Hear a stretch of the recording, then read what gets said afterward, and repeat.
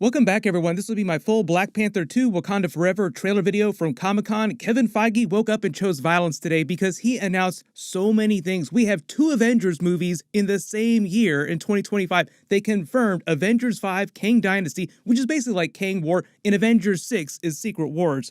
Don't worry, I will do videos for all that stuff too. Be sure to subscribe to get everything. It is going to be crazy. Seriously, shut up and take my money. That is just the beginning. Like, there are so many things, so much footage that they released at Comic-Con.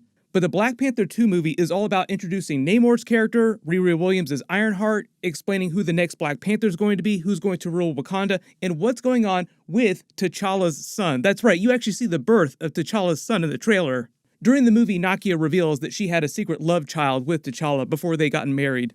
The music track that plays over it is Everything's Gonna Be Alright, because there's this big lamentation because you're talking about the death of T'Challa. Like, they open the trailer with this funeral procession. That's why all these people are dressed in white here, because it's meant to be a twist on the idea that you wear black during mourning. But you see some of the characters wearing black and mourning later in the trailer too, being all sad. That's why T'Challa and Shuri's mother is so pissed off during the trailer. She says she's lost her entire family. Probably the other biggest reveal is the new Black Panther at the end of the trailer. You see all the golden highlights on the new Black Panther suit. The new Black Panther is supposed to be a version of Shuri. There's a scene where you see all the fire around her in that ceremonial chamber with all the water. She's supposed to use her technology to create an artificial version of the heart-shaped herb, and there's going to be some twist with that where she gets some advice from the ancestral plane, and they are supposed to bring back a version of Killmonger through the ancestral plane. He's supposed to help her become the next Black Panther instead of T'Challa themselves, because they're not going to do a Carrie Fisher situation where they have an artificial version of T'Challa on screen, just thinking that would probably upset everyone too much. And obviously there's a bunch of footage of Atlantis here with versions of Namor, like a child version of Namor. You see an older version of him walking up to the shores of Atlantis with a bunch of blue Atlanteans around the screen. You see Namor and a bunch of Atlanteans using the giant whales as attack vessels underwater. This scene of the character banging out the heart in the iron is obviously meant to be a version of Riri Williams' Ironheart creating a version of her Mark I suit. It's meant to be a reference to the original Iron Man movie in the cave scene with him making his Mark I suit. Like, she has her own version of a Mark I just like he did. All the footage of the characters on the ship in the ocean using those regular-looking suits is them trying to find a version of vibranium underwater. That's what causes them to disturb Namor and the Atlanteans and threaten them. Supposedly the connection here is that Doctor Doom is going to be behind this team that's looking for more vibranium. Like, Doctor Doom has a version of Doom War in the movie where he's looking for vibranium and sort of pulling the strings from behind the scenes. So Namor and the Atlanteans aren't really meant to be villains. Obviously none of the Wakandans are meant to be villains either, or any of the Black Panther characters. It's all the fault of Doctor Doom's character, and they also announced the new Fantastic Four movie too. That's going to be the beginning of Marvel Phase 6, but it's not coming out to the beginning of 2024. This is like the entire Marvel Phase 6 schedule. Even though they have all these mystery dates that they haven't announced yet, they'll fill those blanks in at D23 later this year. It's just the big deal that they announced at the end of Marvel Phase 6 is going to be the two Avengers movies back to back. Seriously, can you believe that they're going to have two Avengers movies in the same year? Like, shut up and take my money. It's going to be crazy. But now you can see why they're introducing Doctor Doom stuff during Black Panther 2. Even if we don't see him on screen, they'll probably have some moment during the film, maybe like a tag scene or a post-credit scene at the end, that will imply that he was responsible for a lot of what happened during the movie. You can obviously see a lot of scenes early in the trailer is them just trying to deal with the death of T'Challa and not really sure what to do next, all just being really upset about it. I believe the way that they're explaining his death during the movie is that he'll have some sort of sickness and he'll pass away before the events of the beginning of the movie.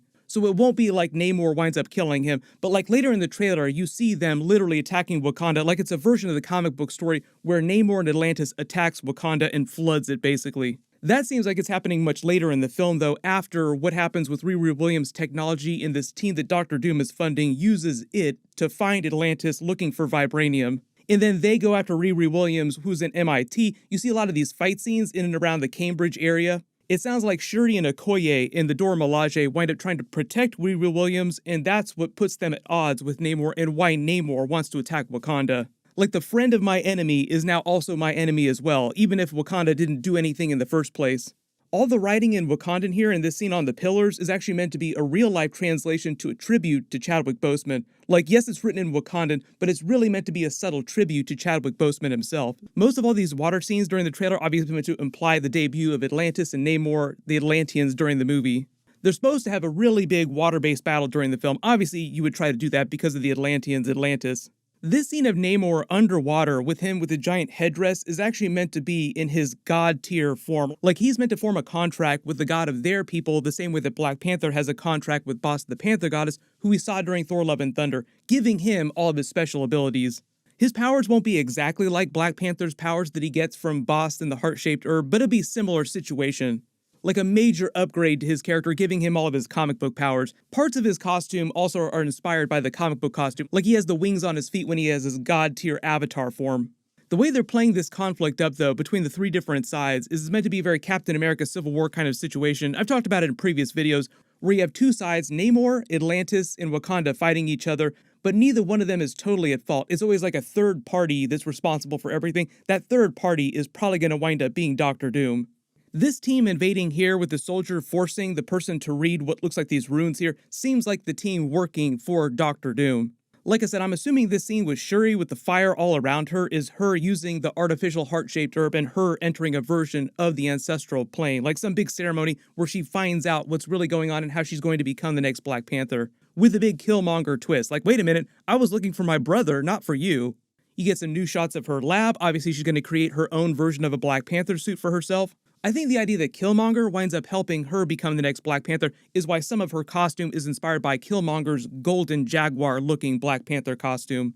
Like, that was kind of the joke when T'Challa was choosing between new Black Panther suits. He said, no, this gold one is way too showy for me, but Shuri is all about that showiness.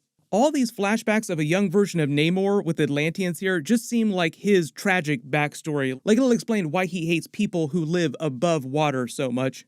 The way they're explaining Atlantis during the movie is that it's been hidden from the world the same way that Wakanda hid itself from the world this whole time. Is this mysterious new technology that Riri Williams creates that's being co-opted by Doctor Doom that winds up outing them to the rest of the world, threatening to reveal all their secrets to everyone. Because if the entire world were able to enter Wakanda, for instance, everybody wants what they have, all their advanced technology. Now there's the same threat with everyone descending on Atlantis trying to steal what it has. And that's the real reason why Namor is so pissed off. He's worried about that, worried about his people. There's a bunch of new scenes of M'Baku's palace here. It sounds like he's actually going to be the new ruler of Wakanda. Like, Shuri isn't going to take the throne. She'll just become the new Black Panther, and M'Baku is going to become the new ruler of their people separately. Like, they're going to separate the two jobs. They did tease the movie was going to become way more international, too. Like, you see Ramonda addressing the United Nations, sort of the same way that T'Challa did at the end of the first Black Panther movie. Most of the Atlanteans throughout the trailer look pretty close to their comic book counterparts, obviously trying to translate this to live action. The reason why Namor doesn't look blue like the others is because he's only half Atlantean. Like, his mother was Atlantean, his father was a normal human. They also call him the first mutant, so I think they're going to explain that he's a mutant during the movie because there's all these mutants debuting now. Like, Miss Marvel is now a mutant in the MCU. We'll probably meet more mutants throughout Marvel Phase 5. Obviously, we have new scenes with Everett Ross. He's a big part of the film. They also confirmed Everett Ross is coming back during Secret Invasion, too. So there'll be a lot more of him during Marvel Phase 4 and Marvel Phase 5. The other big news, too, is that Black Panther 2 will be the end of Marvel Phase 4. The beginning of Marvel Phase 5 will actually start with Ant-Man 3 Quantumania. The end of Marvel Phase 5 will be the Thunderbolts movie right after Captain America 4. Marvel Phase 6 will begin with the new Fantastic Four movie and end with the second Avengers 6 movie during 2025. Remember, 2 Avengers movies that year with the Secret Wars film. They're basically calling all of Marvel Phase 4, Phase 5, and Phase 6 the Multiverse Saga, like the next big saga after the Infinity Saga, which was Marvel Phase 1, Phase 2, and Phase 3.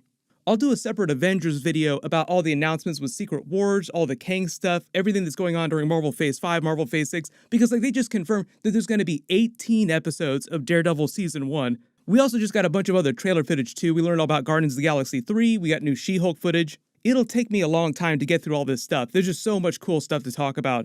I think the idea with the Ironheart character, too, is that at the end of the film, because there's this big connection with Shuri, with Okoye, they help protect her during the film, they're going to have a deeper relationship going forward in the future, and they'll help her create her next Iron Man Mark III style suit. Like, her comic book accurate Ironheart suit will be a vibranium Iron Man looking suit. Michaela Cooper is another new character. It seems like she's going to be one of the new Dora Milaje characters. This is more of Namor teasing his past. I think they're tying them more to the Mayans in their history in the real world. Like, they're saying that the Atlanteans are descendants of ancient Mayans that split off of their culture. This scene here just seems like Namor in Atlantis with the giant shark skulls here addressing the rest of his people as they get ready to declare war on the Wakandans. This is probably more of the water-based battle that they have with the Dora Milaje versus the Atlanteans. And then obviously we have Shuri in her new Black Panther costume fighting a version of Namor. This is Namor in the background if you couldn't tell. Everybody let me know what you think about her new Black Panther suit. Clearly it's meant to be a very feminine looking figure, so I think it does confirm that Shuri is going to become the next Black Panther like she did in the comics. If you look at the way they reveal the title too, like there's gold highlights on the silver Wakanda Forever title, I think that's meant to be a reference to her new costume having all the gold highlights on it. The real question here is what they're going to do with T'Challa's mystery son. Like, obviously, it sounds like he's going to be born at some point during the film, or they'll tease him during the film in some way. I think the idea is that when he comes of age, he'll eventually become the next king of Wakanda and the next Black Panther, just like T'Challa, but no idea how long they're going to tease that out, just because of the way they're plotting out the next Avengers movies, Avengers 5, Avengers 6. It might be like 3 or 4 years before you actually see a much older version of that character. But if they are going to do Young Avengers in the future at some point, they could bring a version of him back as a teenager and he'd be a version of Black Panther during that.